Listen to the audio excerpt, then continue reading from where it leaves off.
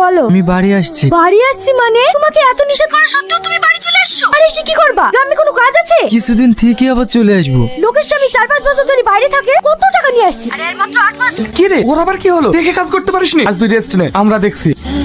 কি করছো? কি আর করবো, বসে বসে শুধু তোমার কথাই ভাবছি। শোনো না, কালকে একটু দেখা করতে পারবে? না করো না প্লিজ, তুমি তো জানো তোমাকে না দেখলে আমি থাকতে পারি না। আচ্ছা ঠিক আছে, তোমার কথাই আমি কখনো না করতে পেরেছি?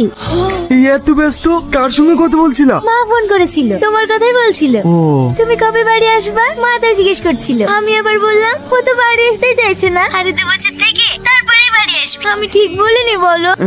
ঠিক আছে, তোমাকে আবার কাল সকালে উঠে কাজে যেতে হবে, শুয়ে পড়ো, রাখছি। হ্যাঁ ওগো, এই নাও তোমার টাকাটা। তুমি আমার কি উপকারটাই না করলে। তোমাকে এখন আসতে হবে না, তোমার কথা মতো নাকি আমি বাড়ি আসছি ব্যাস।